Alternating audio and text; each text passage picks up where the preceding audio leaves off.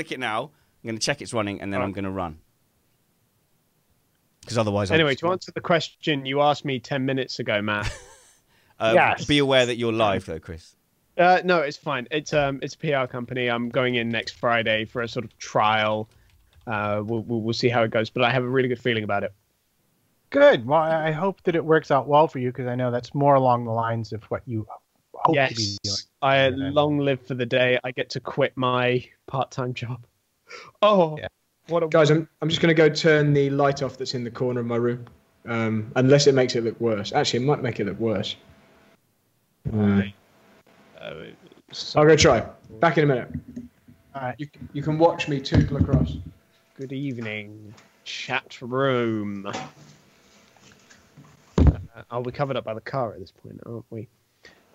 Everybody, go right now to... No, what? No, not right now. After the show, go to the E-Radio YouTube channel and check out our funky new graphics and intro screen and all that funky shizzle. It looks epic. Steve's done an amazing job with it.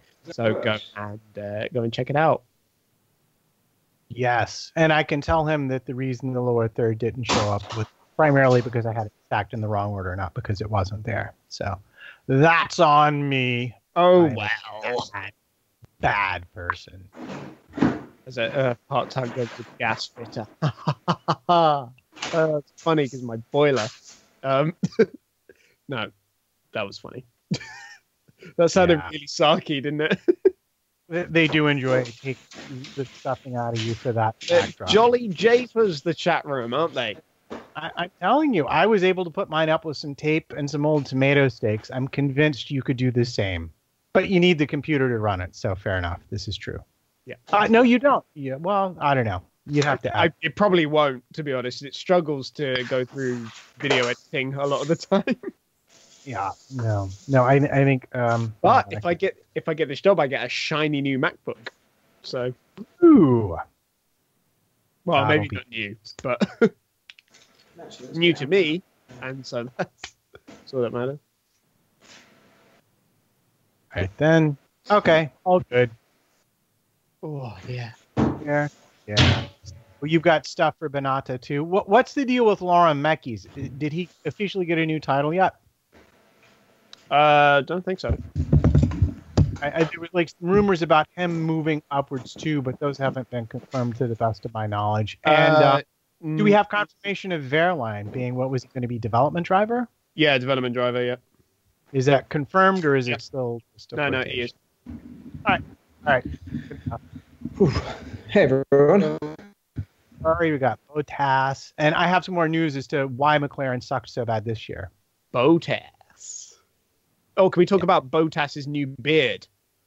Yeah, it's actually if you go to the Alex Brundle document and look at the news, all the news is there that I've put it onto the show for us. Oh, it's in the Alex Brundle document. There used to be a time. There used to be a time when Brad would get his own special document, but now it just gets tacked onto the end of Alex Brundle's one. No, that's not true hey, at all.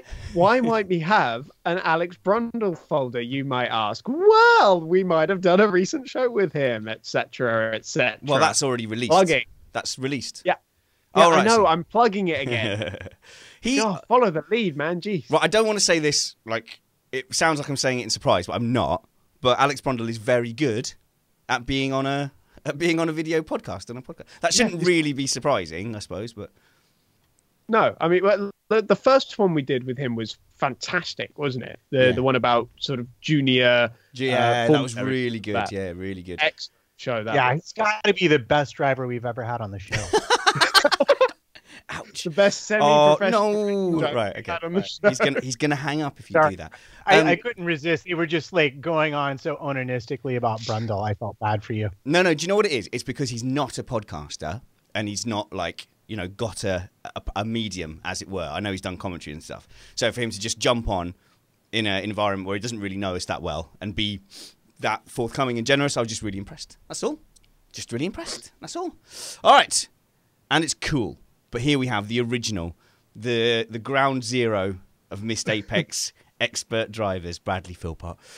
Thanks, Brad. I know it's been challenging for you today. It's Ooh. okay. I've been really looking forward to it. This has been the good bit at the end of the day that I've been looking forward to. But this is Brad. Right, Brad has... What is your body fat percentage, would you say, Brad? About 0.01? I wish. It's way higher than it should be. That's why I'm on a fitness kick and a diet right now. Yeah, I don't know what the body fat is. But that's also why you have a loud fan going on in the background. I'm going to turn it off once the podcast proper starts. I'm just trying to warm my hands up on it because they're so icy cold. Maybe they... Yeah, that means... Hang on a minute. That's suspicious. Have you been touching my cold wife's heart? The fan is louder than Spanners. It's unreal. Oh, let me turn it off then. Because you gave me a really good microphone. Right, okay, it's off now. I'll replace it with a rubbish microphone. Too good. Is that better? That's right, I'm going to just sit on my hands. So, yeah. I've been really worried about this evening's podcast. Not at all. Right, see, okay, I'll interrupt you there, Brad. I know why you're worried, because you kind of approach this as if you're having to teach, say, a fellow racing driver something he didn't know. I think that you would be surprised if you realised what you knew and what you said was news to us idiots, us mortals, us muggles.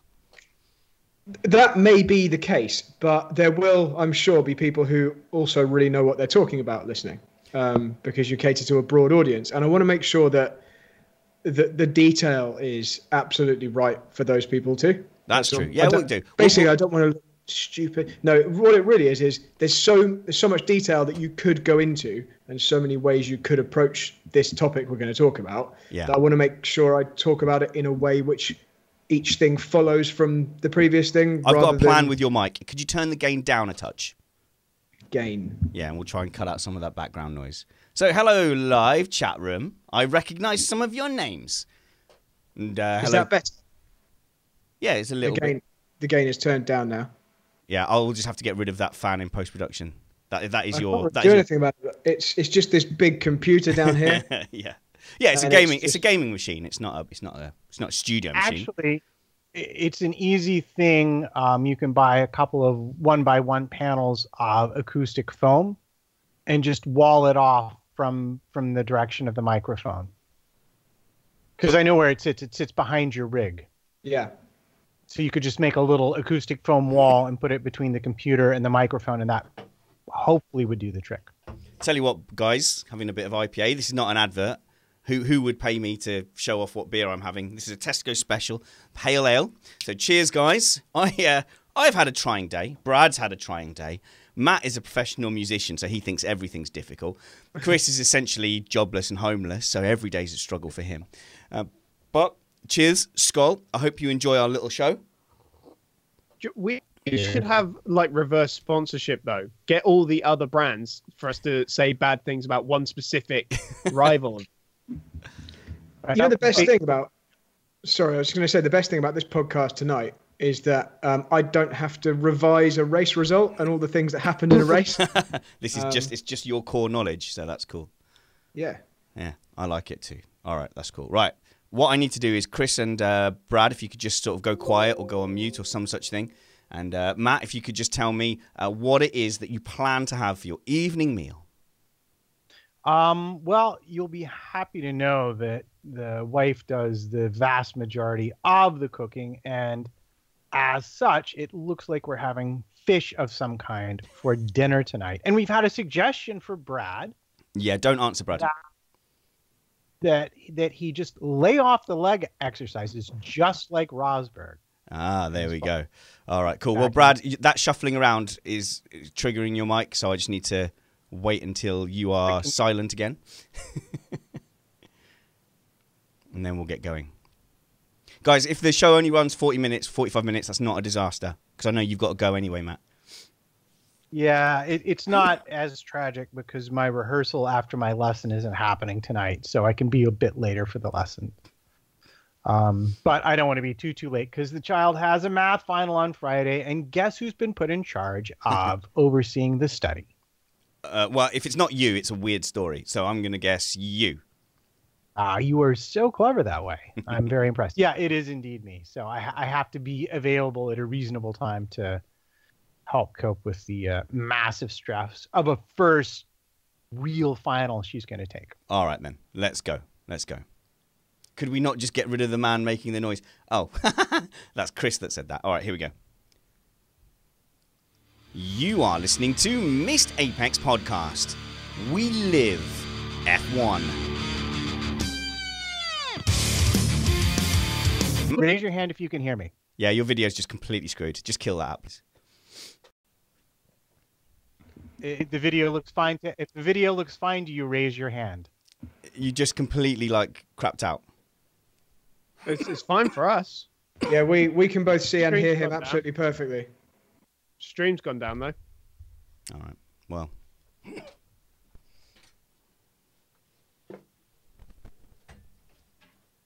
Hey. Matt, are you there? Yeah, I'm here. Matt, can you make yourself the big face? There you go. How's it going, Matt? It's going fine. You keep on rebooting. Maybe. Hello. Yep, we're still here. Funny, it's just chosen then to do it. Yeah, no, it is. I think it must be like a Wednesday thing. Are we here? Yeah. Yeah, we're all here. So we can hear you fine. Yeah? Yeah. Yeah. Can you hear us? Yeah. Yeah, you can hear me? All right, cool. Trumpets. Yes. Brad, mute.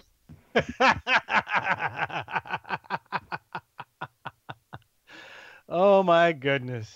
Oh dear. Some days things are, if it's going to be a tough day, it's going to be a tough day. Okay, everyone mute except Matt.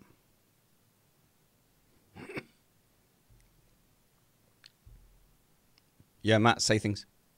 Yep. Okay. I'm going to say things. I can tell all sorts of stories till you're ready to go. Right, I'm ready to go. All right. Great. So whenever you're ready, we'll go. You are listening to Missed Apex Podcast. We live F1.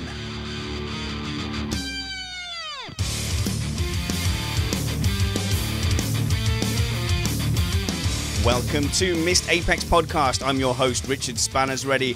I'm joined by Matt Rumpets for this week's edition of Missed Apex Podcast, where we will feature Bradley Philpot masterclass and some F1 news, Matt. Yes, it's going to be everything I need to beat you thoroughly at iRacing. Yeah, of course. You're involved in this week's iRacing. Unfortunately, that race will happen just before this episode is released. So you've already missed it, unfortunately, but look out for that video. I'm sure it will be epic because Tony Thunderbeast isn't here to take out Bradley Philpot from the lead. So hopefully, Matt, you can take over that mantle. As soon as I get the PayPal notification, consider it done. So, Matt, in the previous Bradley Philpot masterclasses, you'd actually never done any karting. You came over to the UK to do a Missed Apex podcast event. How did you find it? Have you got the bug now? Oh, yeah. I mean, look, if I could do that every weekend, I absolutely positively would, because I like to race and it's fun and I really enjoyed it thoroughly. But it's tragically difficult to do on a regular basis from New York City if you have anything that might technically be described as a life. That sounds like excuses, and what was required was results. What is required of me is to tell everybody that we are an independent podcast, produced in the podcasting shed with the kind permissions of our better halves. We aim to bring you a race review before your Monday morning commute. We might be wrong, but we're first. We also have lurking in the background Autosports Chris Stevens. How's it going, Chris? It's going great. I'm about to go to the airport in about 4.5 hours, off to Marrakesh for the weekend. Wow, sounds like a humble brag or a boring story. I can't quite decide which one. But here he is, the man of the moment, the original Missed Apex driver, Driver Zero, Bradley Philpot. How's it going, Bradley? Well, it hasn't been going brilliantly, but it's all better now. I'm good now that I'm here with you guys. Everything's fixed now that you're in the warm bosom of Missed Apex Podcast. Exactly. In my cold, cold garage. Now, Brad, you seem to have a limitless patience, especially when it comes to talking to us and talking to me about driving. It's been about, 2 years or so of you observing me from that first karting session in Aylesbury, where you managed to take a second off me just by, telling me really ridiculous things by like going, hey, why not take the shortest possible route from that last corner to the next corner? But you know, we're constantly talking about driving. Have I improved? Have I set upon my journey with any kind of Philpot gusto? You have definitely improved. I'd go as far as to say I've been surprised at how much you've improved.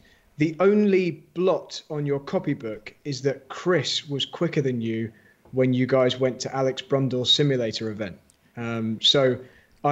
That's my only concern. But aside from that, you've actually impressed me, particularly with your iRacing practice result I saw last night. Yeah. Now, let's bear in mind that we're doing a Charlotte oval with an infield course. So at least half that track is oval. I'm pretty good at just keeping it in a straight line. Okay. I mean, there are some corners. It's actually quite a technical track. So hopefully some of what we talk about tonight will help you when we race there later in the week. So, Matt, I kind of owe you a bit of an apology because I've kind of dismissed all you American motorsports fans when you've been talking about your ovals. You go, wow, it's just driving in a straight line. But actually, when we've been doing the practice and there's been lots of cars side by side, it's a fascinatingly tactical style of racing.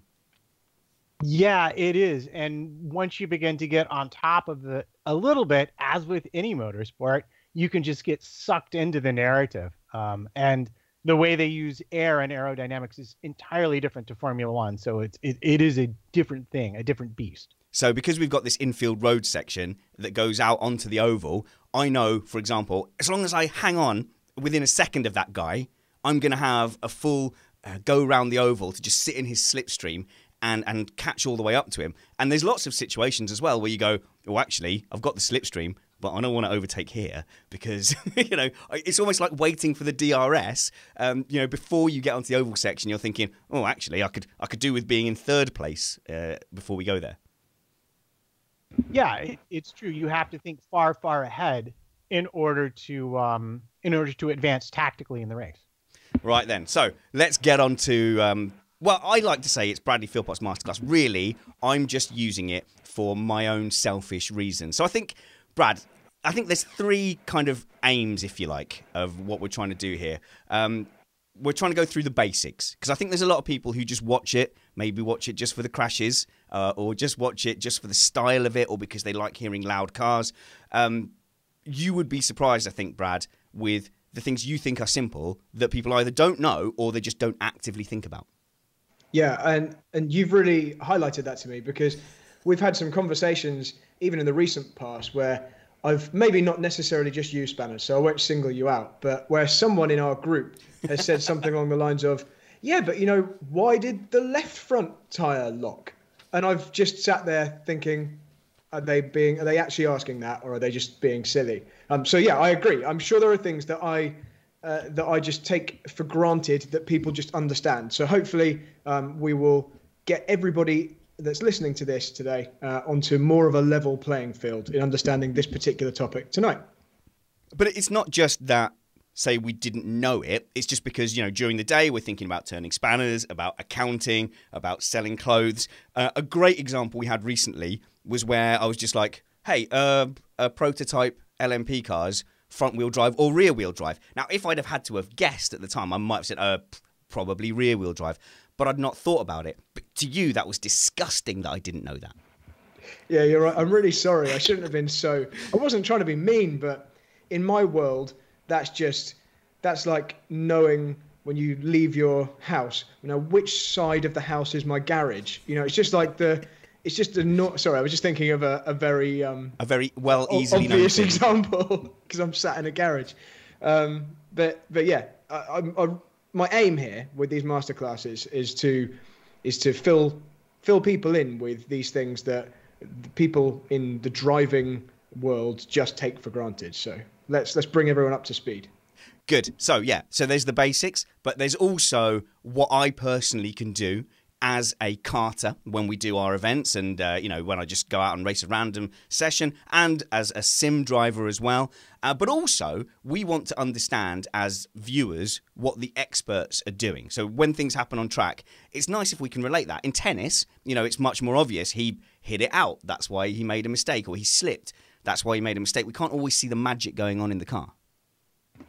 Yeah, that's actually a really good point because, you know, the key things that are making the difference are not only are they very subtle, small differences, but they're wrapped within a cockpit that you're never going to have a pedal cam to Yeah. look at exactly how much pressure someone's putting on any given pedal. So you're right. Okay, so let's let Chris have his moment of glory. Chris, you were rubbish at the karting. I think that's fair to say, but you were spectacular in the sim. So what made a difference to you when we went into this, actually, admittedly, incredibly realistic sim? The name of the company is escaping me, but I'm sure you'll remind me, Chris.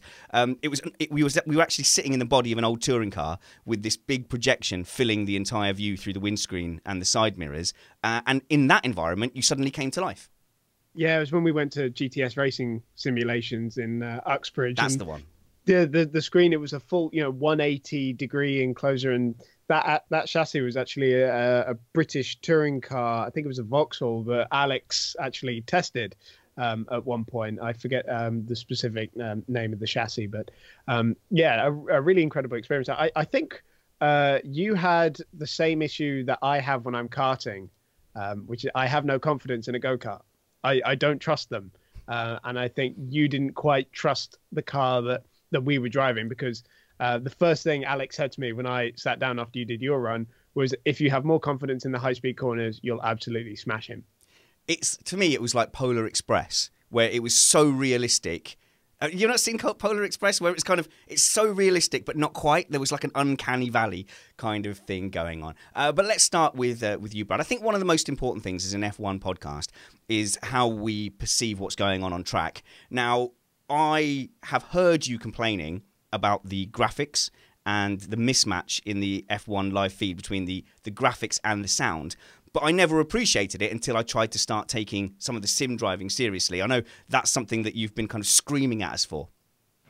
Yeah, and it wasn't just me. I think Kyle Power actually was really hot on this, and I hadn't realised he'd noticed the same thing.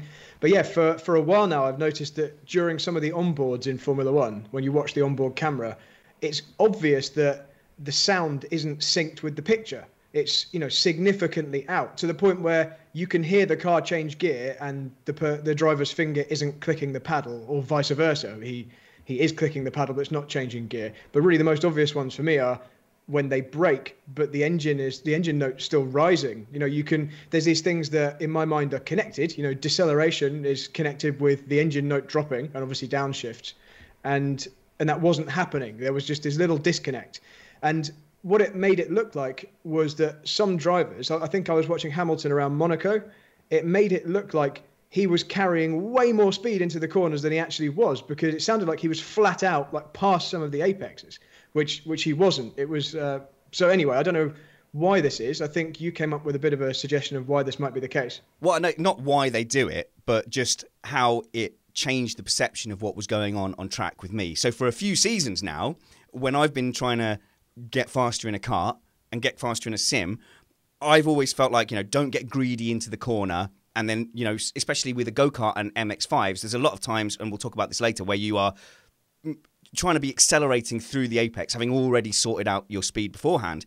And I had this perception that in an F1 car, you got all the way past the apex still braking, and you were braking almost all the way to the exit point as you were applying the steering lock and then getting on the power, which seemed so counterintuitive and weird to me. But if you watch the onboards, that's what it looks like on some of the tighter corners, that they're going so deep, braking almost to the exit point and then getting the power on. It's just weird. And that's because you've got this kind of 1 second or so where actually they're not doing what it sounds like they're doing. So we thought maybe it's because of some of the fancy new Halo graphics. That was it. Maybe this is why. Maybe they're running it through a third-party piece of software, and that's causing a delay. You're reminding me of this conversation. Now, yes, it only comes up when they've got the Halo graphics, which show the increasing red and green lines to indicate the pedal application. And perhaps, when it's going through whatever software that is, it's delaying the sound or vice versa. But it's interesting because it just means that guys on the onboard, you're not really seeing the magic of what's going on. It's a weird one. But okay, so the chat room has said, look at him, look, you can even see his steering wheel in the foreground. You are sat in a simulator. Yes, he's turning his wheel to demonstrate it in your garage. Now, I'll tell you, this rig that you've got there is better than a lot of sim venues that you will go out to. And you have, I assume, managed to blag to your missus that this is a piece of training equipment and not a video game toy. I've tried that. She absolutely doesn't believe it. It's still... she's very good at letting me come out here and do the occasional race or training session. But I'm pretty sure she still probably sees this as a toy. So, a big boy's toy in the garage. Now, Matt has been in that simulator. Chris, I don't think you have you? No, I haven't had the honor of Bradley's sim-specific masterclass. You have recently, Alex's.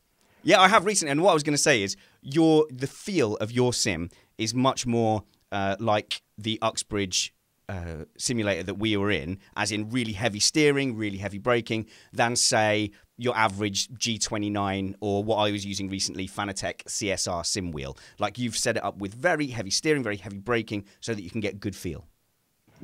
Yeah, and that's something we were going to definitely talk about this evening, because it's quite a contrast to the pedals that I attempted to use that you were previously using. And I think you were going to use the example of trying the new pedals that I've lent you. Yeah, so let's start with that. So Brad, he's like my karting dad. I get his handoffs whenever he's done with them. But yeah, he delivered these great set of pedals. I don't know what they're called, but they feel proper chunky. And you've actually got a rubber stopper behind the brake pedal to stop it traveling so much. So when you press on it, it feels kind of like you're pressing against a brick wall.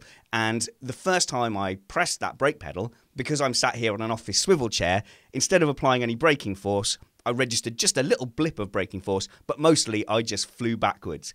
A huge contrast to a normal kind of, I guess, video game pedals, where the thing travels all the way to the floor, and very different from kart pedals, where it's kind of binary. So why on earth have you got pedals that are so stiff that when I press them, I go backwards instead of stopping my computer game car? Well, Spanners, that's a very good and not at all orchestrated question.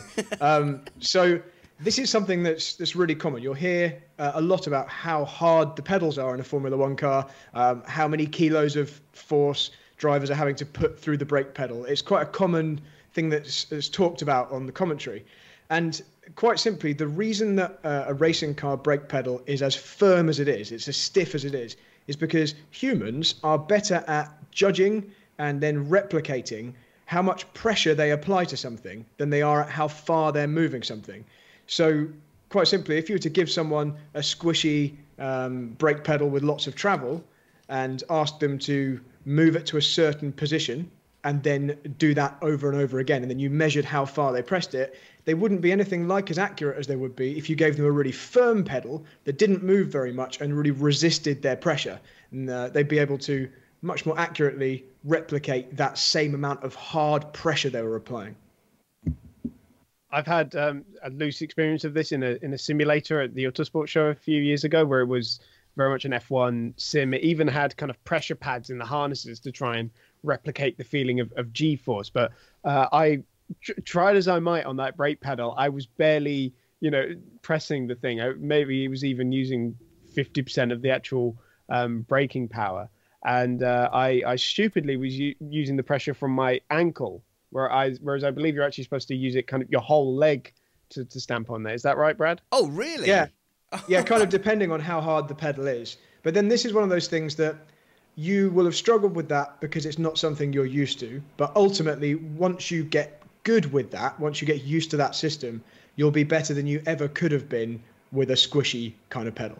So it's the same in, it's the same in most race cars, to be honest. Certainly a lot of the cars that I used to instruct in, back when I used to work at Palmer Sport, things like the JPLM, they had extremely stiff brake pedals, and I would spend all day long telling people to brake harder. And when they said to you, I am braking harder, you could then demonstrate on your pedals, which were attached to theirs, no, look, this is how far you've got to make that pedal move with this much heavy pressure. And you could kind of demonstrate. And most people were kind of only getting to about 20% of the amount of pressure they should be using. But once you're used to it, you will be better. You'll be more consistent with it. Royal Waters in the chat room says, stop all of this. It makes me want to buy a new gaming set for racing. Try having Philpot in your ear all the time. I am constantly having to fight the battle because I am a 38-year-old dad and I feel like I shouldn't be wasting money on toys when the kids are going hungry. No one tell the government that my kids are going hungry. Trumpets. We did have an earlier question from the chat room. Mirror 303 would like to know how one recovers emotionally from wrecking one's Porsche Cayman.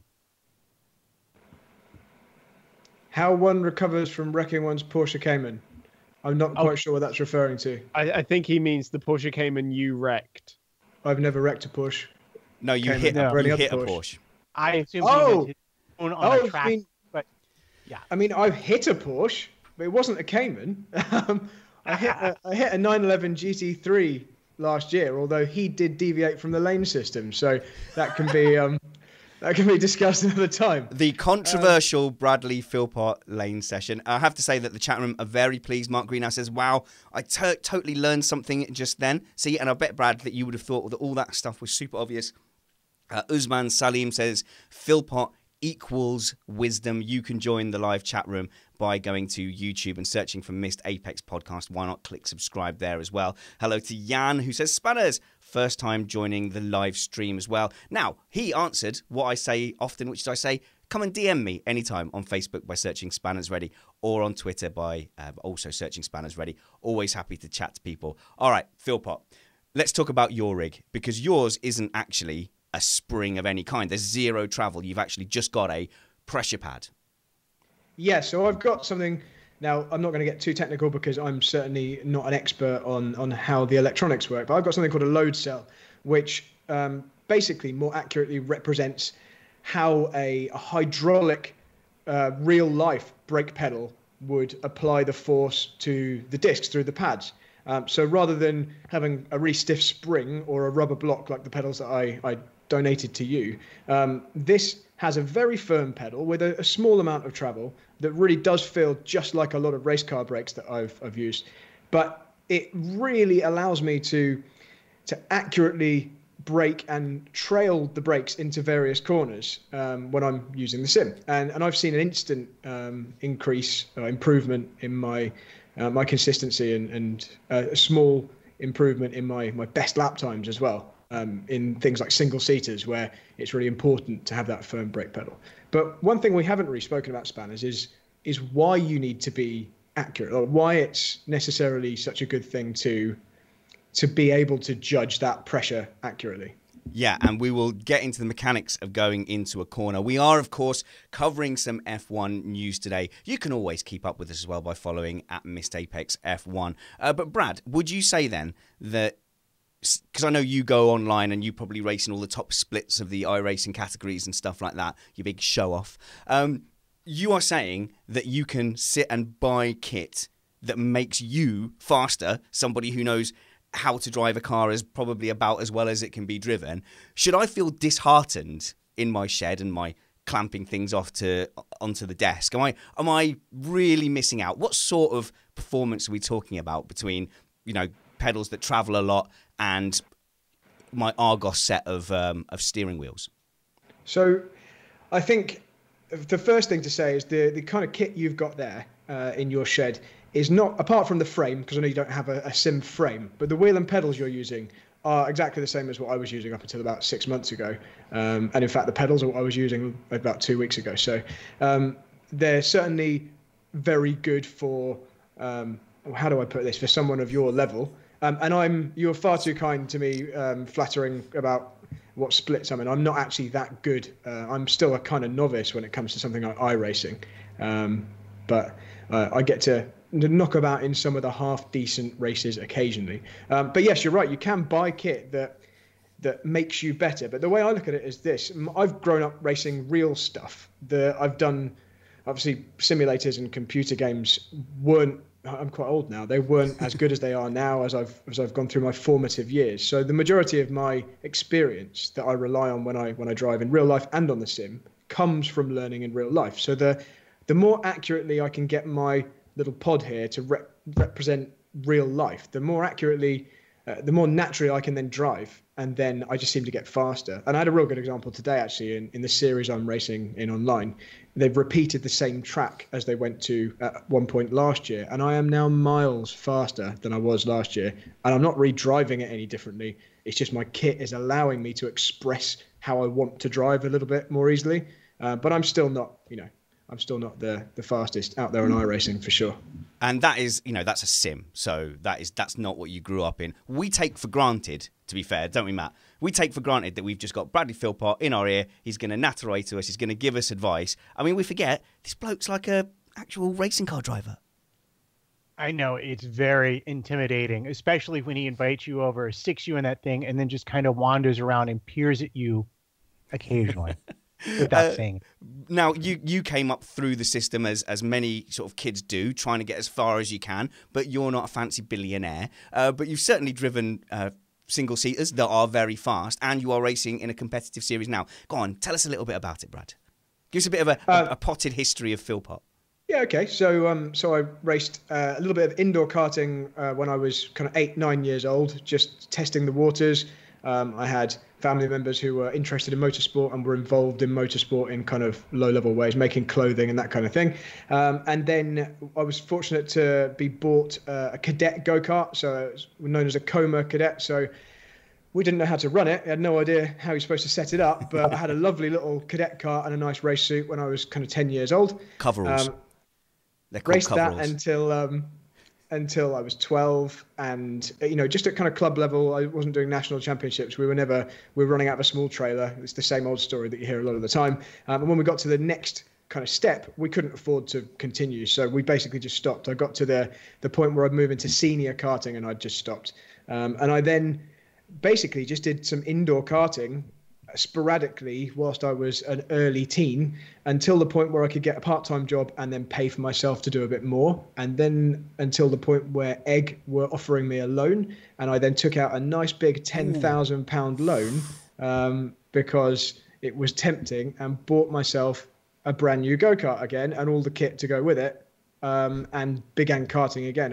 This was only really for about 1 or 2 years, and then when I was 18, By this point, all the money had gone. Yeah, as you can imagine, an 18-year-old can spend thousands of pounds quite easily. So we won't go into how long that took to pay back. But I'm glad I did it because it forced me to go and get a proper job to pay it off and all that kind of thing. Anyway, and then I entered the Toyota MR2 Challenge in 2007, and I won. It wasn't really an official championship. It was more of a kind of trophy because they didn't register it as a championship. But anyway, I won I had the most points. And then got a job at Palmer Sport. In fact, I already had the job at Palmer Sport before the end of that season. But that was really the key for me, working them for over a decade at really the world's premier driving experience. I was going to say, that's no small deal. That's a big deal. And you are probably too modest to say it, but you were one of the top-rated instructors there. I think, without wanting to blow my own trumpet too much, I think over my period there, I definitely had the highest guest score. All the guests had to score you based on how well they thought you instructed them.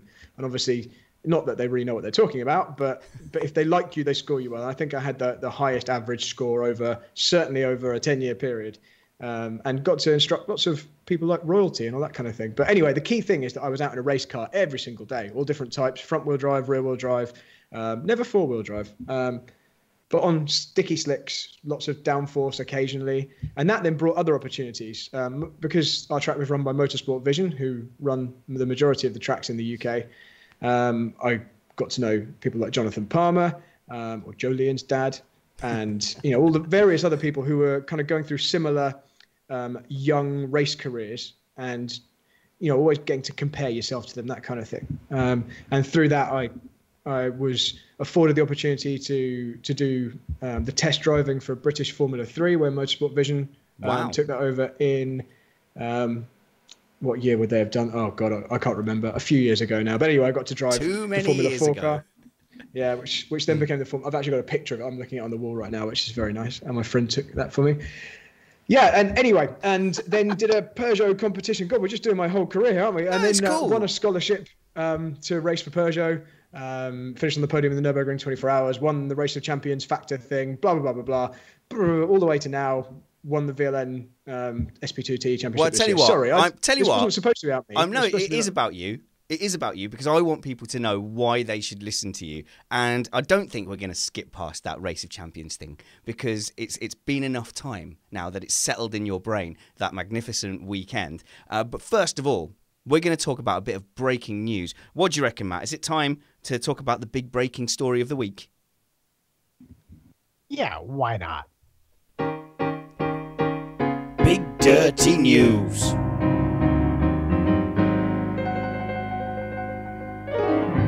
now, if you notice the people watching on the video, Brad's wheel turning, he has been known to do laps of the Nürburgring whilst, the news and stuff is going on. Oh, really? That's an inspiration to live by, because, I don't always understand the tech stuff and the tyre stuff. I should, maybe play some chess or something, bring the boy in to keep me company. But there's a lot of F1 news. Why has there been so much F1 news this winter? A big one, though, Matt. A change at the very top of the Ferrari pit wall. That's right. Everybody's friend, Binotto, who has been sort of one of the two main protagonists at the Ferrari ongoing saga of drama that has kept us all entertained, has been, I guess, promoted, for lack of a better word. And we are saying officially goodbye to Maurizio Arrivabene, who, on the way out the door, has been pretty much beaten thoroughly about the head and shoulders by every single journalist that's written off his tenure at the Scuderia. And I have to say, based on what they have written, this is probably not the best news Mercedes could have had as they ramp themselves up for winter testing. I agree. I think perhaps Maurizio was what Ferrari needed when he first came in. But in terms of long-term leadership, definitely there aren't too many good things to take away from his quite short tenure at Ferrari. They've really been racking through these team principles, haven't they? Since Domenicali left, we've had Mattiacci and Arrivabene, and now Binotto as well. I may even be missing someone out there as well, I feel like, but they've certainly been racking through them over the past couple of years. So hopefully Binotto is going to be a long-term investment as a team principal. Yeah, I would think that he would be. And in particular, his approach because this all came about because he went to Marchione and basically said the way the team is being run, people are afraid to be creative and take chances and improve things. And he went to him, I don't know if he went to him directly with the presentation, but he has a whole philosophy of how to get the best out of people. And it's pretty much diametrically opposed to what we now are hearing, now that Arrivabene is no longer going to be in the paddock, as to how he's been running the team. Arrivabene was described as kind of the polar opposite of Toto Wolff. He ruled with an iron fist and led with fear. And that is not the way to run any kind of team, let alone a Formula One team. And what Binotto is proposing is so much more interchangeable, exchangeable between staff members. That is fine for running a podcast empire, but not a Formula One team. So, Matt, we've been talking and speculating that we feel like maybe Mercedes have got a bit more of a huggy, bit of a love-in, a bit of a, hey, let's analyse what went wrong. Hey, guy, it's okay. You did the best you could. Let's talk about why that went wrong. And let's hug it out and then let's push forward together. Whereas, in Ferrari, they would simply take out the lame pony and send it to the glue factory. Yeah, this is exactly the case. And in fact, pretty much if you were beneath Arrivabene, you would simply be yelled at. And if you were above him, you would be told that everything is brilliant. So it was the worst of both worlds, because Ferrari had gotten itself to a point, despite that, where at least technically the car they created was capable of race wins and capable of challenging Mercedes. But what they didn't have was the culture to close that last bit of gap. And apparently this is something that affected Vettel in the team as well. If you look at, why Ferrari didn't win the 2018 World Championship, there are many links you can make back to Vettel. Oh, sorry. No, not just Vettel, because technically the car was solid. Binotto, having been promoted just from being the head of the engine department to then being technical director, so being responsible for the whole car. And in Ferrari, instead of just having two separate departments that then somehow merged together at the end and made a weird mismatch. I mean, remember how awful that car was back in 2014, chassis-wise and engine-wise and aero-wise. For it to come together to merge into a much better functioning, synonymous department of creating one product rather than merging two at the end of it, is why Ferrari suddenly came on strong in these last couple of years. And then the decisions that Arriva Bene was making, with some of the flashpoints, in particular, was handling the team orders scenarios in Germany and Italy, and the strategic decision during the Japanese Grand Prix qualifying session, going out on intermediates on a dry track.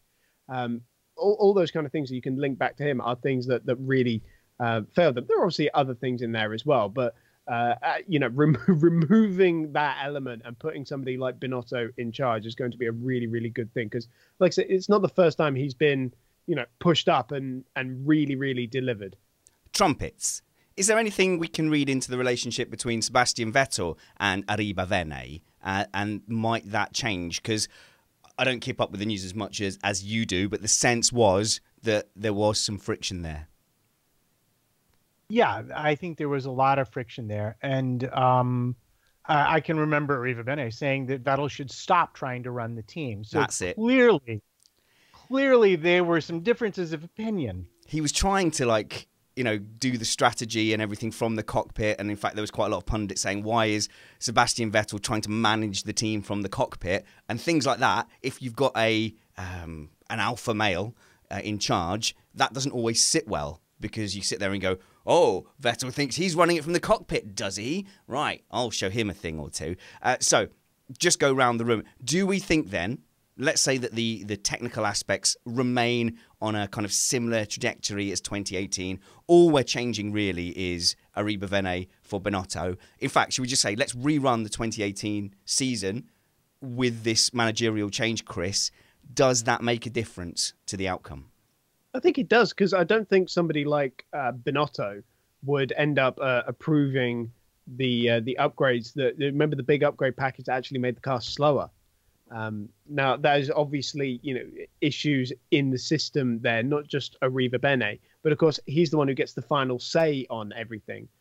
So I think the championship would have played out quite differently with Binotto in charge. It's strange to think how one personnel change could have, changed the whole face of the championship, but it's certainly possible. It's a key change. It certainly is. Great. Thanks, guys. I want to get back to teaching me how to drive a car. Did I say me?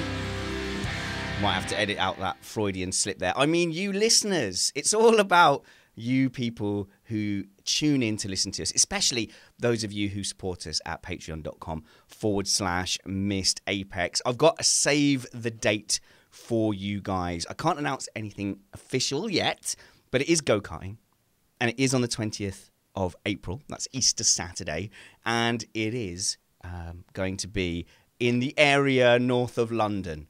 So if you think you would like to spend a day with us karting and listening to a live podcast as well, you can get in touch with me, spannersready@gmail.com, to get early in on the list. But I will be announcing full details next Sunday.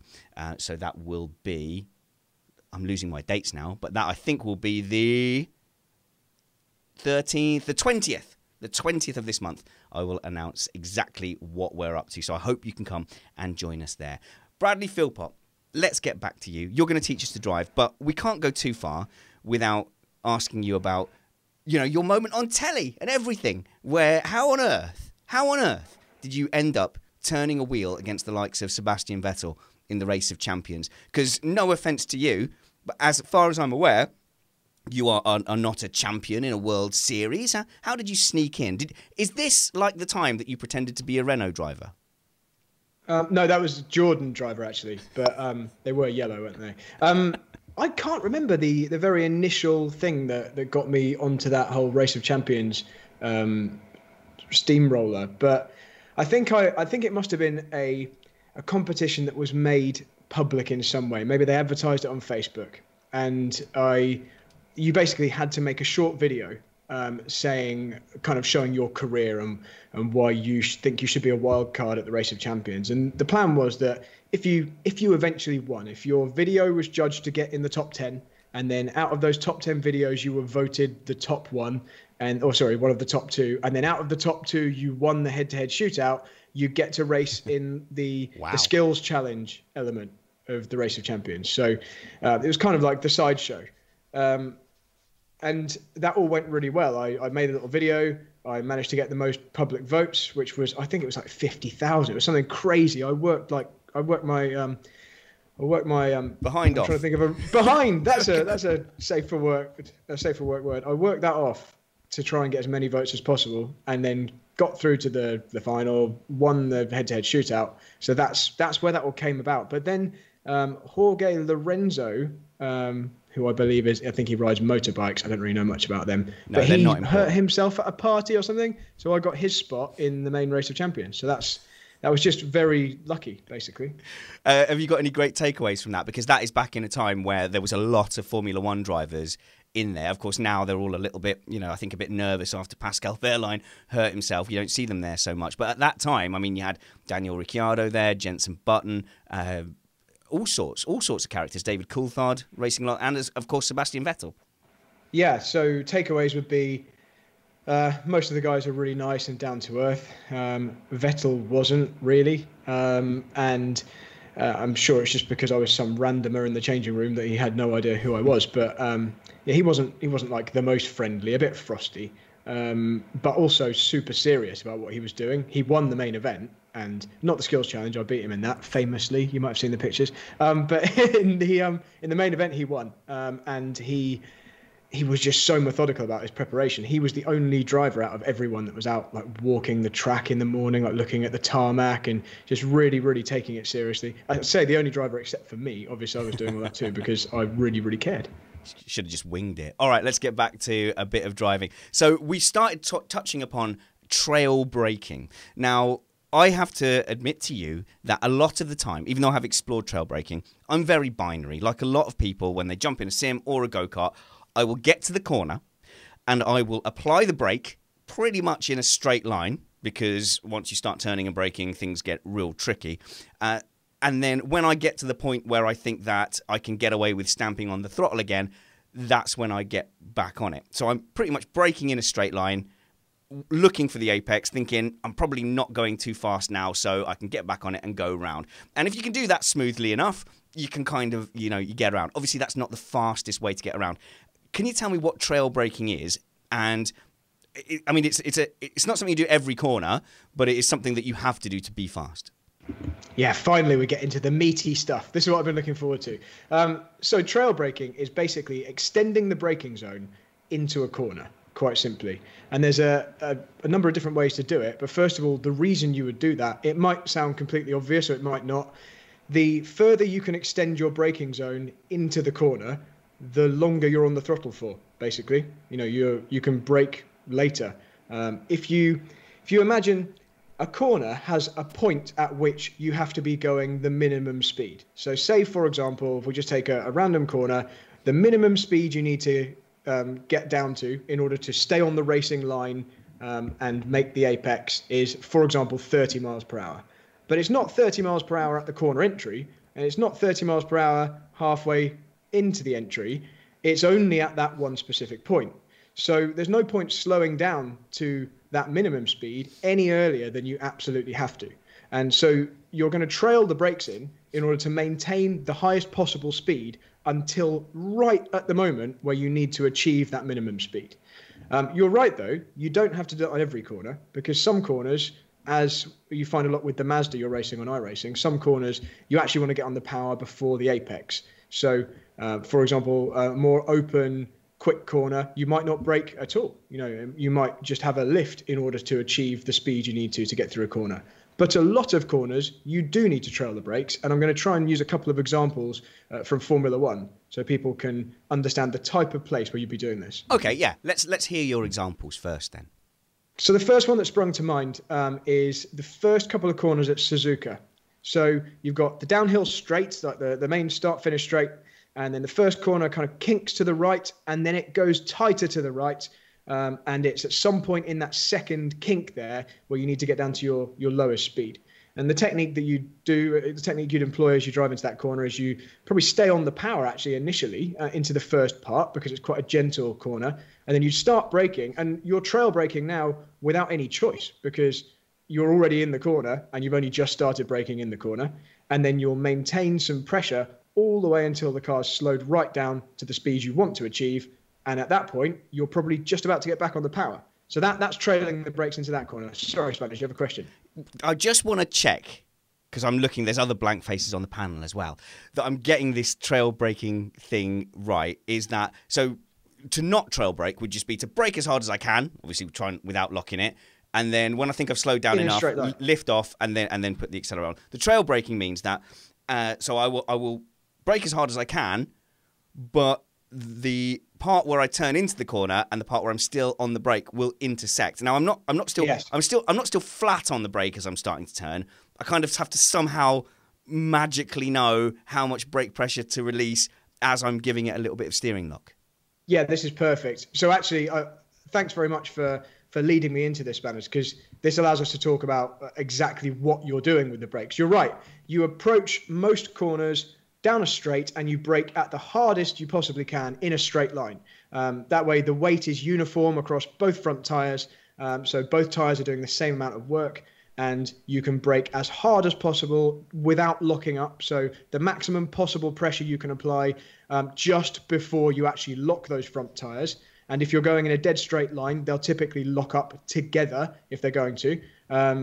So you'll brake as hard as you can without locking up those front tyres. But then if you're trailing the brakes, you're actually moving the weight to one side as you turn in. So you can't get away with pressing the pedal as hard at that point. Sorry, Spanish, carry on. So that's why you say to kids, or actually when you do the briefing down at a go-kart track, that's why they always say to you, brake in a straight line.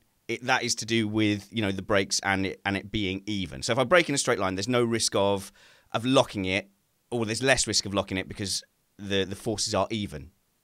Yeah, there's less chance you're going to, I mean, a go-kart's another thing, so maybe we'll talk about that specifically later. But on any kind of track driving, whether it's on the simulator or whether it's on a track day or someone training to be a race driver in an old Formula Renault or something, you'll tell them brake in a straight line to begin with, to keep it simple. But that doesn't mean that braking in a straight line is the fastest way to do it all the time. But certainly your maximum pressure on the brake generally comes in a straight line. The only time where that wouldn't be the case is something like my Suzuka example, where the braking zone doesn't start until you're already turning. Obviously, in that example, you can't do the same amount of brake pressure as you would if the car was in a straight line, because the inside wheel is unweighted and it will lock up more easily. So generally, let's just think of one different example of a corner, because this one's a more typical trail braking example. You're going down the Wellington Straight at Silverstone. That's so under the bridge. Under the bridge, exactly. And you're approaching Brooklands. So you've got a kind of long, tightening left-hander as you go past the BRDC building. So that's an example where you very definitely brake in a straight line to begin with. But if you were to just come off the brakes at the end of that straight, you'd go into the corner way too fast, unless you've braked super, super early, in which case you're going way too slow. So you'll brake very, very hard on the straight. And then as you begin turning the wheel, at the moment you start turning the wheel, your driving brain has to then modulate. You have to think about, well, hopefully not think about, but you've got to release some pressure on the pedal, because you can no longer get away with the same amount of force going through the brakes, because you're going to lock the inside wheel. And the slower you get and the more you turn the steering wheel, the more you have to take that into account. There should be this kind of subconscious connection between how much steering lock you've got applied and how hard you can be pressing the brake pedal. In the same way that you've got this connection when you're accelerating out of a corner, the more steering lock you've got applied, the less you have to be on the throttle. It's kind of an inverse of that. So once you're on the straight, you can have full throttle. And obviously once you're on the straight and you're in a braking zone, you can have maximum braking force. But the more steering lock you apply, the less braking you can get away with at that point. Does that make sense? Yeah, I have to admit, and I hope I'm not alone here, that whenever I've been in a vehicle racing, I just think of the brakes as something to do to slow things down and then prepare for the corner. Actually thinking of the brake pedal as an active act and not a negative of taking that speed away. I mean, Chris, would that change your attitude having heard that? That you think of braking force as an asset that you can use, and you have to use less of it as you're turning? That's a bit of a game changer. It's a great explanation. Mario Andretti said, it is amazing how many drivers, even at the Formula One level, think that the brakes are just for slowing down. And on this topic, actually, even in a straight line, especially in something like a Formula One car, you have to think about this, because if you think about, and tell me if I'm going into too much detail here, Spanners, if you think about the braking trace as in a graph of how much pressure you're applying to the brake pedal, when you've got more downforce, the faster you're going, obviously, the end of the straight, that's where you can get away with the hardest possible braking. Even if you keep the wheel straight, you have to bleed off that pressure as the speed drops and the downforce falls away. It just becomes even more of something to think about as you start also introducing steering lock.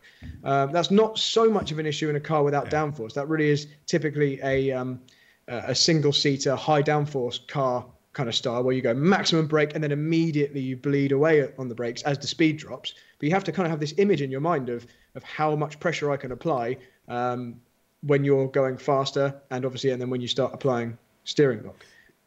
Jan Roger Kvitberg says, there's no way I got that right. It says Spanners looks kind of confused. Only kinda, Stevens. When I did sim racing in my sort of teen years, we did a Formula 3 series at one point, and that was the first time I'd driven, quote unquote, a car without anti-lock brakes. So to hear the modulating issue for the first time, I must only have been about like 14 or 15 at the time, having only watched it for like a year or so. So I wasn't, as much up to date with it, but I was so confused. Like, why am I spinning and locking up so many tires, until somebody actually explained, that without ABS, you actually have to modulate the brakes, etc. Right. In the chat room, Mark Greenhow is saying a tire has 100 grip. It can accelerate or brake or turn with that 100. If you're trying to do two of those things at the same time, you have to split that 100 between the two. Is that an accurate assessment, Brad? Yeah, that is. That's really accurate. And then imagine when you start shifting the weight, you don't have 100 anymore. If you say you've got 100 in a straight line, and then and so you turn left, that left front tire, for example, no longer has that 100 because it's actually effectively being picked up slightly off the floor. So yeah, you've got a certain amount of grip to play with. You have to kind of spend that how you see fit. And it's not really intuitive for most people, especially if you're used to driving on the road, because if you think of most times where you're just out in your car going to the shops, you generally don't come up to a corner or a junction and apply maximum braking force and then bleed away as you get closer to the corner. You generally will brake gently and then get harder and harder and harder on the pedal as you approach the red light. So it's kind of the inverse of that, which makes it tricky, especially when you throw in a very stiff pedal, which people also aren't used to. I saw in the chat room someone asked for other examples of corners where you'd use trail braking. Great. To be honest, there's so many. It's the majority of corners, I'd say. Or, okay, I'd have to actually split corners up into what their different types are, but all the time you're using it. There's kind of corners where you don't use it are corners which, first of all, don't require braking. So there's some flat-out corners. Obviously, there's no trail braking there. So if it's very gentle, you won't use it.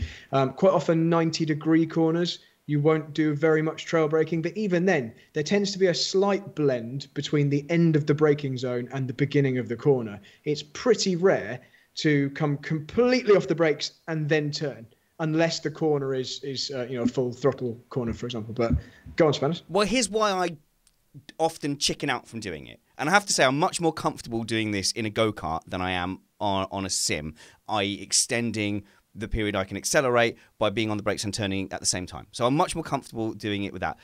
But in a sim or in a kart, if you do that and you get it wrong, you're going to overshoot the corner.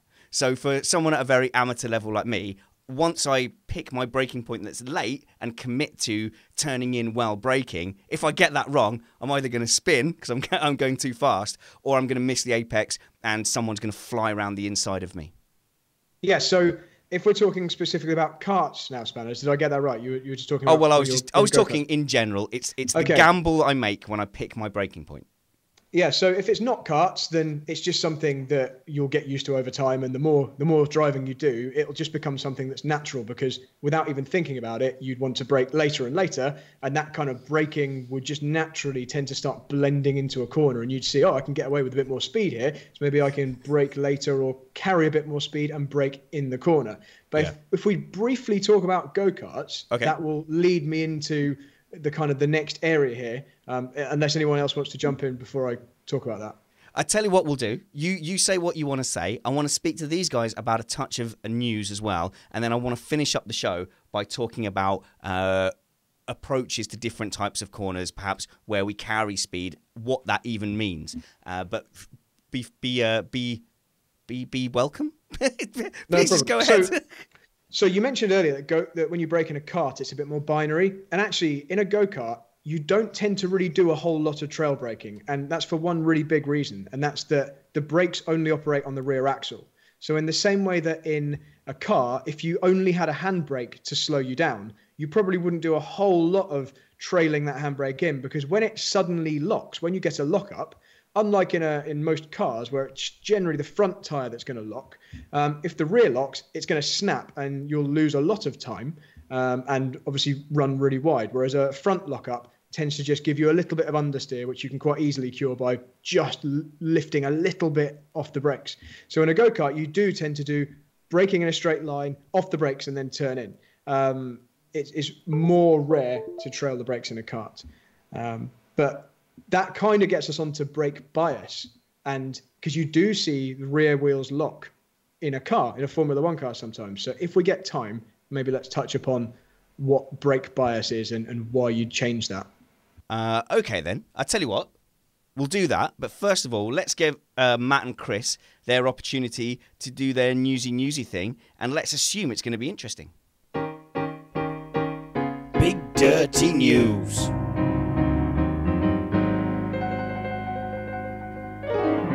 I've played a jingle. It must be important. Trumpets, I am obviously aware of any time constraints you might have, and I don't want to leave this show without getting all the news goodness out of you. What's going on in the world of F1 news? Well, we've had some, I'd say, rather bad news for everybody's favorite Mercedes driver, Valtteri Bottas. Oh, I see what you did there. It's opposite day. Yes, it is. The poor man, he's already been told, as if this isn't enough pressure, that in order to keep his race seat with Ocon sitting on the bench, he needs to match Lewis Hamilton's performance next year. If that's not bad enough, he's just discovered that his main sponsor, Wihuri, I believe I said that incorrectly, has pulled the plug on him. And he's now got a £12 million hole in his pocket, because apparently now F1 is too expensive for them. But on the right side, at least everyone loves his beard. Chris, isn't saying to Bottas, you have to match Hamilton's speed or we're bringing in Ocon, exactly the same as saying, hey, guess what? In 2020, we're bringing in Ocon. Well, it's the minimum you'd expect of him, really. He needs more of those races like what he had at the beginning of 2018 hang on. season. He's being told to match Lewis Hamilton. There's very few people in F1 history that will be able to do that. Surely they're setting him an impossible task. Why not say you need to close the gap on Lewis Hamilton? Then we're in a really good position in the constructors and Lewis Hamilton is still the world champion. Why say match Lewis Hamilton? Granted, but you've got to give him the same kind of goal as if you would give any driver. You would expect your drivers to be able to beat each other. That's what every other team on the grid is saying to their drivers, beat your teammate. And then they say to the teammate, beat your teammate. And it's got to be the same regardless of who it is in that team. So sorry, the chat room just said, yeah, Bottas is totally fired. Well, here's the thing. The sponsor coming out from underneath him now is just all playing into the narrative of Ocon coming in 2020. And it was still a really long way from any of this potentially unfolding. But it does seem to be folding in quite nicely for that to eventually happen. I think Bottas, he's got a really big uphill struggle ahead of him, but if he can just have a few more races like Russia, like Baku, like China from last year, where he probably would have and should have won those races, then he'll be probably sitting pretty. Matt, come on. 18 people should have won Baku. Yeah, his was particularly ugly, though, that puncture. Otherwise, it was completely his. And yeah, Russia probably was his, too. So he had at least two. Let's not forget he lucked into that lead in Baku that he was then unlucky to lose. Yeah, well, I don't know. Watching Verstappen and Ricciardo, I don't know if luck is really. That seemed kind of inevitable to me at some point during that race. Nevertheless, to me, the interest is aside from it looks like they've set him an impossible task, is the amount of pressure that they're putting him under to make that happen. I mean, that to me is the dramatic narrative. His arc this year is going to be extraordinary because he is up against it. It's do or die. I would say it's not do. It's definitely not do. He's been set an impossible task. Ocon's waiting in the wings. That funding going from beneath him, Chris, is significant because if he wants to stay in Formula One in 2020, I don't believe it's with Mercedes. He is now then sniffing around, not Ferrari, not Red Bull. He's looking at the kind of teams where they're going to go, yeah, we know you're fast, but we do actually need a bit of backing in that race seat as well. No, that's very true. It's not so much an issue while he's a Mercedes driver, is it? Because he or they are not in a spot of financial bother, are they really? Yeah, long term, that is something he's going to have to think about. But then, does anyone really think that Ocon can come straight in and do a better job than Bottas? No, not really. But that's what I'm saying, is that they are giving nearly any driver an impossible task. So good luck to Bottas. It's going to be okay, probably.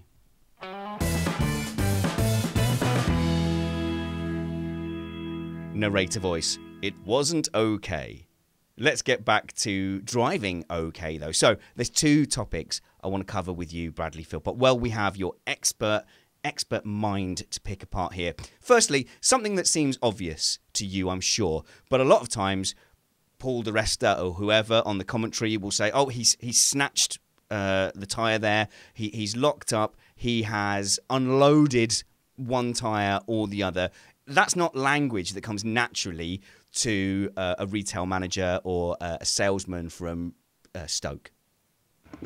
No, it's definitely something, though, that all race drivers, or certainly anyone who's got any experience race driving, would kind of take for granted.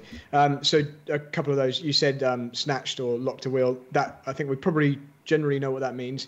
It means a lockup, but it's just when one particular tyre is trying to be slowed by the driver more than it's capable of gripping. You know, you want to be braking as hard as you can whilst the tyres are still rotating. So you want to be putting as much pressure into the braking system as possible, but you don't want to actually stop the tyre from turning, because at that point it's not slowing you down effectively anymore. So it's everything we've been talking about with the trail braking. It's up to the driver to judge how much pressure they can get away with without that happening. And they're trying to be as close to snatching an inside wheel as possible without it actually snatching. That's their aim. Okay. And when you see a little puff of smoke or a lockup, they're pretty close to getting it just right. So when we see they've locked one front wheel, a lot of times on the TV cameras, it looks like they're just braking straight into the corner. But what we think is happening there is that they're doing this trail braking we've been talking about. They're applying equal brake pressure. This is a really stupid question. When they press the pedal, both sides of the brakes get the same amount of brake force. Yeah, you have a bias front to rear, but the driver doesn't set up a bias left to right or anything like that. Otherwise, the car would pull horribly to one side under braking. Right. So yeah, you're right. Yeah. Both tires are, both axles are getting equal amounts of braking force. Okay, so I'm going to turn right, and I'm braking to turn right. So all my weight is going to the left. So my right-hand wheel has the same amount of braking force as my left-hand wheel, but there's less weight on that right-hand wheel, so the road is not touching the wheel as much. Therefore, it's easier for the brake to grip it and stop it from spinning, and then it skids along and makes the smoke. Yes, exactly. The friction of the pads on the disc overcomes the friction of the rubber on the tarmac, and it will stop the tyre. Exactly, that's it. And a driver doesn't want that to happen for very long, because obviously you start very quickly damaging the tyre and getting flat spots. So you're trying to get close to that without it actually happening. That's cool. So actually, that's made it a lot easier for me. All he's doing is braking too much for the amount he's trying to turn, and that's all that locking a front right tyre is. Yeah, exactly. Yeah. Okay, that's unpacked it for me. But you do sometimes see rear locks as well, don't you? And that's a lot more rare, but you do occasionally see a puff from the rear. And you do sometimes see the rear of the car snap. Chris has a question before I go on to that. Would it be incredibly rude of me at this point to bring up McLaren's left-right braking system they had in the late 90s? Or is that just going to complicate things far, far too much? Firstly, I know nothing about that. And Fair secondly, it might also complicate it. But I can probably have a half guess. It would be beneficial if you had a system that would allow you to, if you had enough brain power or electronic trickery to allow a car to adjust corner to corner. I mean, that's kind of what ESP does when, the electronic stability program on your road car, when you get into a moment of understeer, for example, so you go into a corner too fast on a slippery road, so you turn right and the car wants to understeer straight on, your car very cleverly will brake the right-hand tires only, or it will give them more of a bias, and that will help drag you around in the same way that kind of touching a shopping trolley tire on one side will drag it in that direction. Your car cleverly does that. So maybe McLaren had something that the driver could manually do like that, but it'd take a lot of brain power. So let's briefly touch on something we started to talk about actually with Alex Brundle last week, who was talking about, having to technically fiddle with a lot of the car as you're going around. You see the drivers kind of awkwardly trying to fiddle with this little kind of thing in a gloved hand. It never looks quite neat, does it? Where they're trying to what they're doing is they're switching the brake bias, and you hear them on the thing going, "Oh, more forward, more rear." Why are they doing that? Okay, so you really want, when you're braking, you really want to get the most stopping power out of all four tires. So you want to be able to, you don't want to waste any of the grip that one of those tires can give you. But at the same time, when you brake, the weight moves to the front. You have this transfer of weight to the front. So the bias, the amount of braking that either the front or the rear axle are going to do, is always biased towards the front. In a stiffer car, that is, like a Formula One car is obviously very stiff, you tend to have a smaller gap between the front and the rear bias because there is less weight transfer. The nose of the car doesn't dive onto the front wheels like it does in a softer car. So you have less bias, more of a 50-50 split in a Formula One car. But essentially, what you don't want to do is have a bias between the front and the rear where you brake and the front tyres lock easily and the rears are quite a long way from locking, because you've effectively wasted some of the potential stopping power from the rear axle. So you want to have it set so that when you apply maximum braking force, the front and the rear wheels would nearly lock at exactly the same time if you were to lock them, but with a slight bias towards the front, because having rear tyres snatch on you will cause you more of an issue than, we kind of touched upon it earlier, give you more of an issue than locking a front. And the brake bias, so the car will be set pretty well before the driver leaves the pit lane, but then they fine tune it because they can fit in the car. I brake, you leave the pits at Interlagos, you get down to that first left-hander at the end of the straight after the pits, you brake really hard for the first time, and suddenly you get a snap of oversteer. Okay, we're slightly too far to the rear. Immediately, the driver would click a couple of clicks towards the front, and then at the next braking zone, they'd see, do I have more stability? Is the rear still snatching? If it is, obviously you keep moving it forward until you get to a point where it's neutral or slightly biased towards the front, locking up first. So I asked the chat room, is this too obvious or is this actually useful information? Because I just wanted to double check on your behalf, Brad, and European says this is actually very informative. Master Noob also agrees that it is, as does Merckman. Now, when we talk about switching the bias, are we actually just changing the hydraulic pressure that goes to the front and goes to the back? Well, in a Formula One car, it's a bit more complicated than that, isn't it? Because some of the braking isn't actually done by the brakes themselves. It's done by the electronic systems. Yeah. But the effect it has is the same. But in most cars, you're literally changing how much hydraulic pressure is going to the front or to the rear. And you can do that. I mean, I've got my steering wheel in front of me right here with a little brake bias switch. So I don't tend to change it very often when I'm sim racing. Once I've got it set in practice, I tend to leave it. But you certainly could, if you were that way inclined, make small adjustments corner to corner based upon what the car happens to be doing in that situation. Because braking for each corner is going to be slightly different, as we spoke about earlier. Some corners you're trailing the brakes in more, some you're braking just in a straight line, etc. Do you know what I like about this? This is like, in football, you can see the guy, slipping, or he slices it. You can see it's come off the wrong part of his boot. And now, with this information, when we're watching the races and we see puffs of smoke, it's a big clue what's going on. We can apply this knowledge quite simply. So if the rear brakes are locking, that means that he could cure that, by putting more rear brake bias. No, that would make it worse. No, the opposite. That would make it worse. Okay. But, okay, we're getting there. We are getting there, though. And we know that if one front wheel is skidding and producing smoke, then he's probably, over-gambled and too much brake versus steering lock. It's good to get this knowledge, and I think it's worth listening to back. The amount of people, Matt, that have told me that they've listened to Bradley's karting masterclasses 3 or 4 times before that information has gone in is quite telling. Yeah, and it's one of the advantages of having people who are real professionals in their field come on and talk to us about it, is that the information is useful, and the more you listen to it, the more you really begin to understand it and take it into yourself. And I'm just going to put in a plea, because I know we're running out of time, and I know we don't have time to talk about this. But next time Bradley deigns to grace us with his presence, could we also talk about how the differential plays a part in that? Because that has always been a bit of an area of mystery to me. Yeah, we should definitely keep that as a separate topic, though, I think. But yes, absolutely. It's another area where you can change things which aren't obvious from the outside, but really help or hinder your ability to drive the car as fast as you want it to. Can I answer a question from European in the chat room? He asks, can brake bias be pre-programmed in advance as a sequence on the basis of GPS position, which is a really good question, because what I was just saying there, where you're talking about changing bias corner to corner, that would be a really useful kind of workaround, wouldn't it? Make life easy.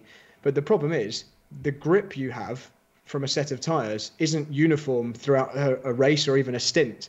And so it kind of needs to be done live by the driver based on what they're feeling at any given time.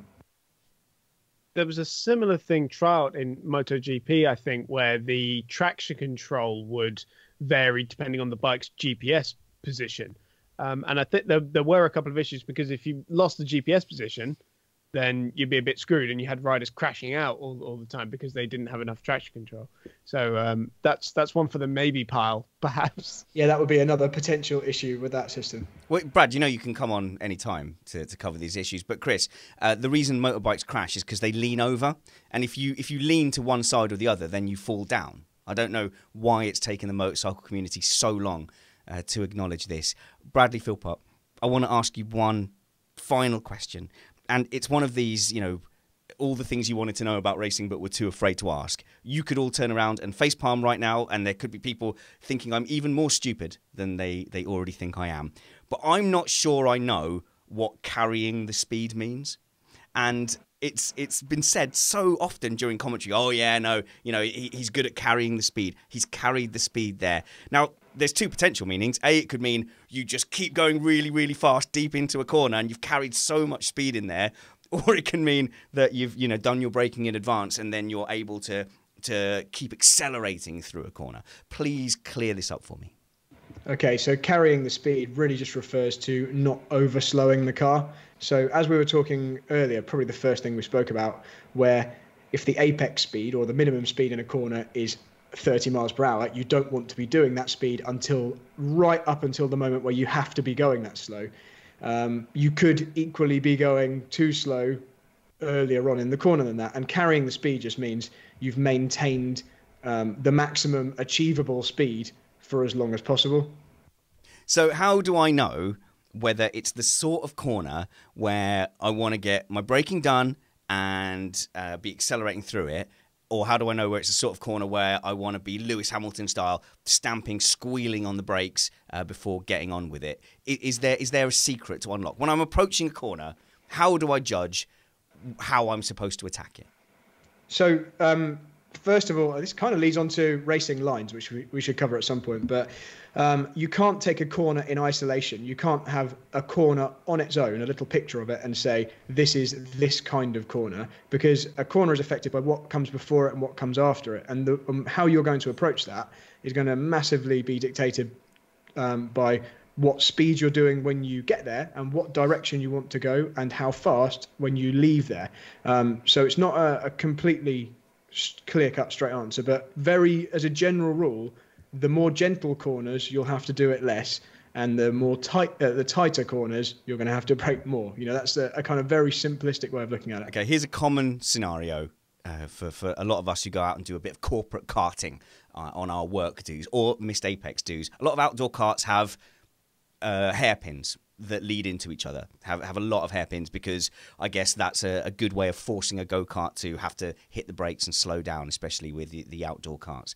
So what you see with a mixed ability grid, as we definitely have at Missed Apex, is you see people picking very different places to brake. So you see a lot of people braking in a straight line, as we discussed. You see a lot of people braking on the apex. You see a lot of people not really braking enough at all, because it's go-karts in it. You just kick the back end out and end up in the grass on the exit. So maybe just an example like that of a standard hairpin, medium speed, leading into another hairpin a little bit down the road.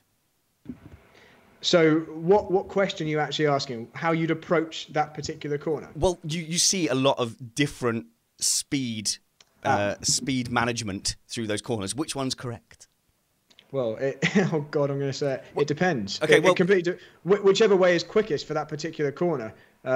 It's going to vary totally depending on exactly what you're driving, what speeds you are able to achieve. But a real short answer would be the correct way is whichever way allows you to get through that corner in the shortest possible period, shortest possible time. Fair enough. I know it's a real cop out, but you can't just say, here's a hairpin, this is how you tackle that hairpin, because it does depend on a lot of things. And really a big thing is what comes next. I know I said that a moment ago, but if there's a very slow corner immediately after this hairpin, then you can afford to carry loads of speed in and sacrifice your exit by, just making up all that time, having your cake early on in the corner.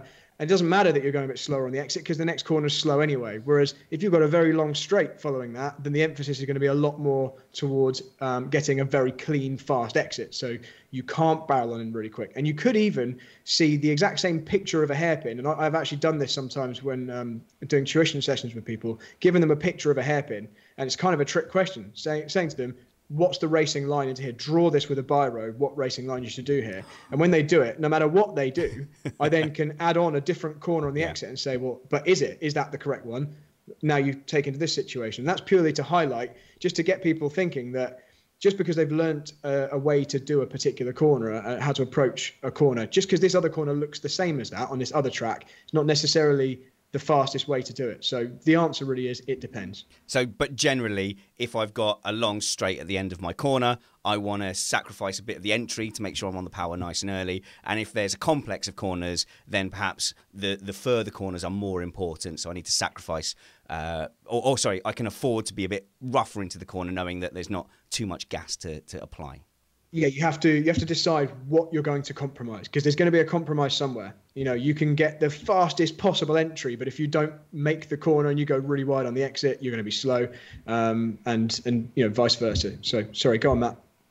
Do we have time for a quick question from the chat room, which is actually not going to confuse everybody, which is, do you have a corner or a corner complex that you find challenging to deal with? And or is there a series of corners in racing in general that you just, plain old despise? Okay. I mean, it's tricky, but my brain is flicking through the database of all the tracks and all the corners that it knows. Certainly had a corner that he still says he can't always get right. So I think that's kind of what we're asking. Okay. So the answer would be, no corners spring to mind that I find particularly challenging, because ordinarily, if there is something that you find challenging, you'll just work at it until you've got it absolutely nailed. Also, he is Bradley Philpot. Damn it. There's no corner can match him. There's also some corners that I really enjoy, like certain types of corners, and they're kind of the ones that it's the reason I mentioned them earlier. Things like Brooklands at Silverstone, turn 1 and 2 at Suzuka. Corners, this isn't really on a braking topic, but I prefer corners that you can carry lots of speed through. That's something we just mentioned earlier. But I also enjoy corners where modulating that amount of brake pressure that we've been talking about and getting that just right, really trailing the brakes up to the apex. I like that kind of corner because you can, as a driver, you can influence what's going on for a really long time. And you can even, just the shift of the weight. Sorry, I'm talking for too long, but there's just shifting the weight mid-corner and the ability to just change the attitude of the car all the way up to the last possible point. I really enjoy that kind of corner. So is that something like, as a musician, sometimes when we talk about like a performance or a thing, we have a discussion that the audience wouldn't necessarily have about that same thing. So when you're talking with other drivers, is that kind of breaking, is that sort of finesse something that amongst yourselves is something that makes someone go, wow, you just really did an amazing thing there? Drivers don't generally tend to talk to each other about how they're going about this kind of thing.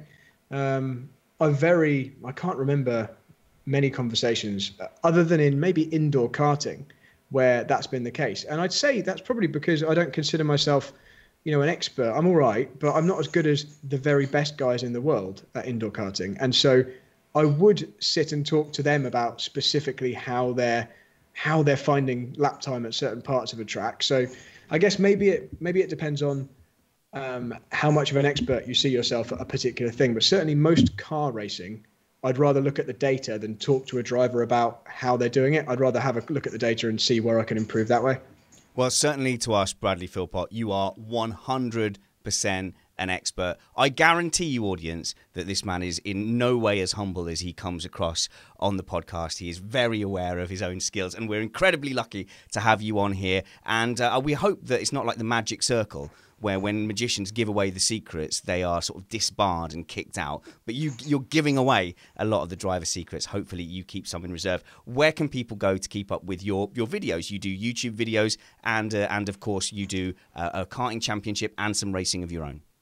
I'm going to tell you that, but before I do, I just have to say this one thing because I forgot to say it the last time I was on here. Joshua Stewart is a driver on iRacing who is also a listener to Missed Apex podcast, and he gave me a setup a little while ago in a Formula Renault that helped me immensely, and I promised him I'd give him a shout out on Missed Apex in exchange for that, and I completely forgot the last time I was on. So Joshua Stewart, thank you very much for your setup. You helped me immensely. Yes, so people can find me on Twitter at Bradley Philpot. You can search my YouTube channel. Just type in Bradley Philpot or type in BradDude2K. And just also search on Facebook. I'm there as well. And I'm just going to quickly plug the British Rental Car Championship, which happens next weekend. Sorry, not the weekend that's coming up. So it's on the 18th to the 20th of January. Spanners will be there after his BBC commitments are completed. And there'll be lots of karting action on the British Rental Kart Championship YouTube channel. So maybe subscribe to that too. And thanks for having me. I'm really looking forward to it, Brad, because I want to make up for last year when I'd done very little karting commentary. And I was just putting the microphone in people's faces and go, yep, you seem to have not crashed. So happy with that or not? And then I didn't know what was going on with the pit stops. So someone would ask me a question and I'd go, yeah, I think that was terrible, or it was great. And just completely guess. I think I have some core knowledge of karting this year that I'll be able to apply, Brad. Yeah, I'm sure a whole year of doing it yourself and also having already met most of these guys in the past, you'll be absolutely fine. And you'll actually be able to hear what our main commentator's saying this time, which will make your life a lot easier. It will do. Chris Stevens, thank you for being very patient this week. You helped us out yesterday, dropping in at the last minute. We did a great interview with a lad that saved Donington Park in 2010, or led the campaign to attempt to do so anyway. We'll hear from that next week. But Chris, you're about to get on an airplane. Yeah, I am. In less than 3 hours now, I have to leave for the airport to go to Marrakesh for the Formula E. And of course, that means me and Matt have been doing some preview work over at E-Radio Show, which we just put out today. So go and check that out. And follow me on Twitter at @cstevens_journo for all the latest from the Formula E paddock. And trumpets, you've just uploaded that E-Radio Show. Well, you can plug stuff too if you want. Yes, well, come look for me on Twitter at MattPT55. And as far as other things, well, I'm always trying to sell a few extra books for the old wife so I can afford the extra trips over to England. So you check her out at Amanda Weaver at A Weaver Writes on Twitter. And if you have someone who would enjoy that sort of thing, please buy them lots of copies. Yeah, that's right, everyone. Check out Matt's wife on the internet. You can, of course, follow the show at Missed Apex F1, or you can follow me at Spanners Ready. Join us next week, where I believe we're going to be talking to Matthew Carter. I think that's what we've got lined up. That's always a treat. But wherever we see you again, until next time, remember that wounds heal. Oh no, you missed the apex. That is not the outro. That is my son. Let's play that again. Oh no, you missed the apex. Oh, I missed that bumper. Remember that wounds heal, chicks dig scars, and glory lasts forever. This is now the outro of Missed Apex Podcast. See you next week.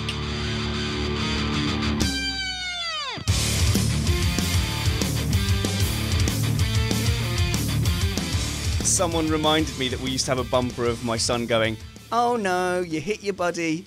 And in fact, someone had said that they liked the show and they liked it so much, they started listening from the beginning of 2016.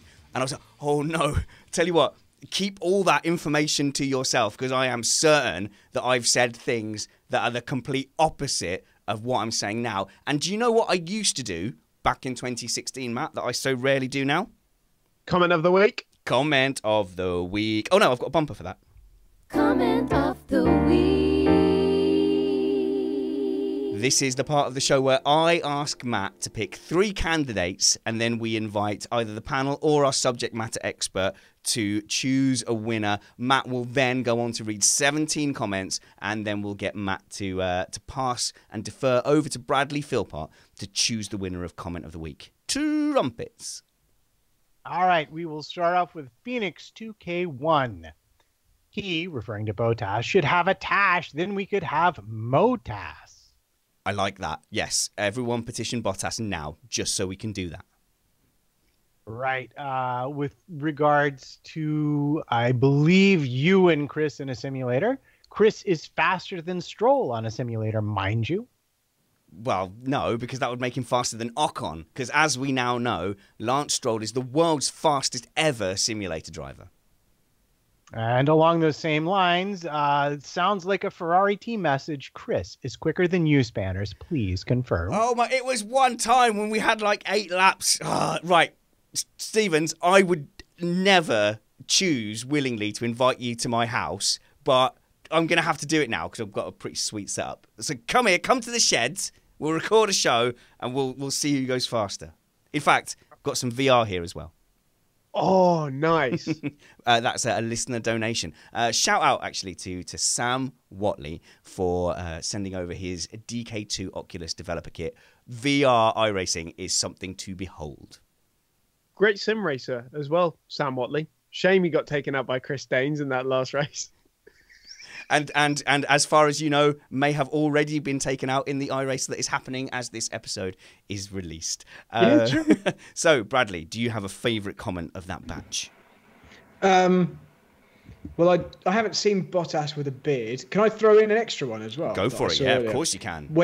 When we might have been potentially having connection issues that no one will know about because you're going to produce this so brilliantly. Sigh. Someone said GP2 connection, which made me laugh. I can't remember who it was and I can't find it. But no, go on. You choose, Matt.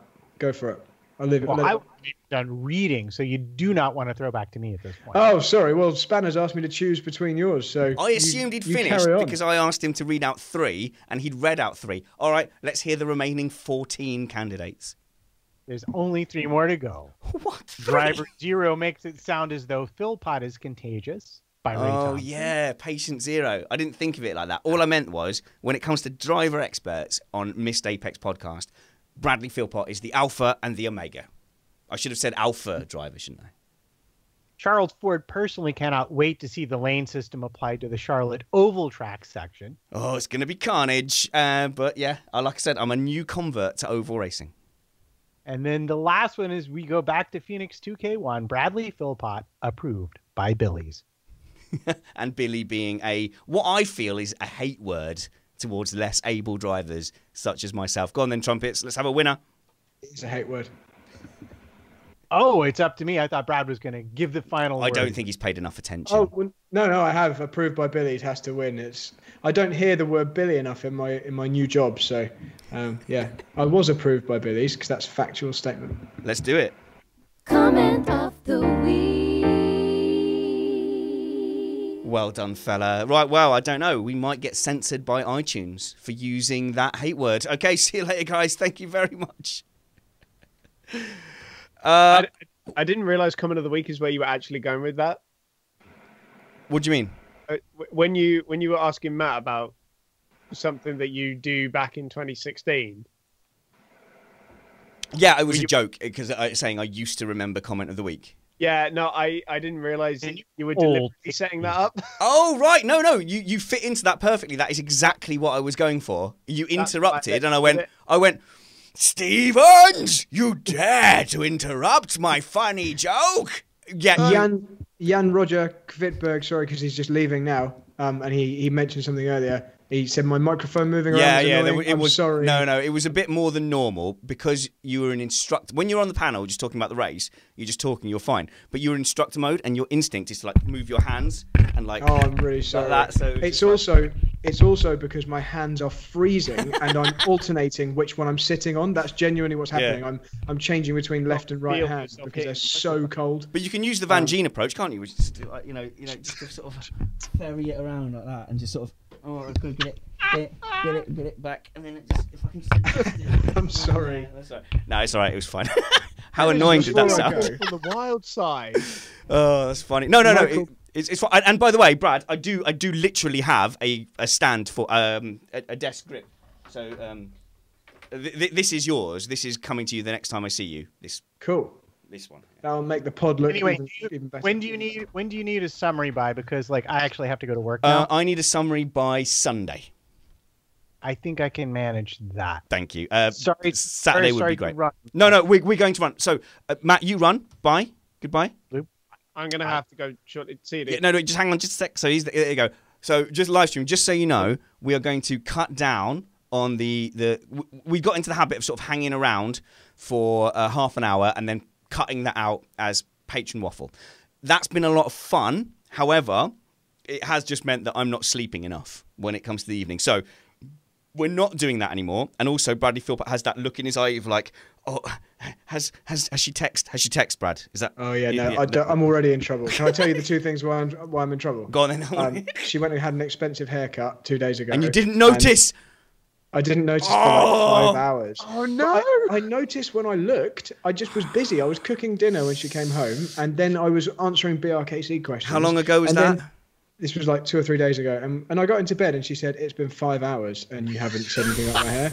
And I was like, instantly, I was like, "Well, obviously, it's much blonder and it's much shorter, but the damage was done." No. Also, today I got this parking ticket, and she's annoyed about that. So basically, all that stuff. Anyway, the reason I'm looking around is because I just want to make sure I answer Michael Brown's question. It's probably already been answered in the chat, but he asked what drivability meant from an engine. And it really could be interchanged with predictability.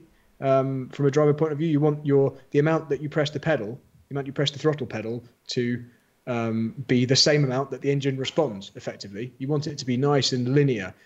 What you don't want is 1 millimeter of travel to equal a certain amount of increase in power, and then another millimeter is a different increase in power. You want it to be predictable so you can judge how much power to apply.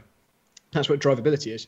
And some engines will be more or less like that depending on how well they're mapped. Okay, good. That's it. I wasn't listening, but I'm sure that was good. Brad, it was good. You're always worried that you're going to come across stupid, but you genuinely sound like a wizard. So no dramas whatsoever. Had I finished explaining to the live stream that we're not doing waffles? I think so. And then we ended up waffling. Sorry. But what we will do is me and Matt are going to hook up on a Monday, on a weekday, at about 2 o'clock UK time. We're not going to live stream it, so you don't have to worry about catching it.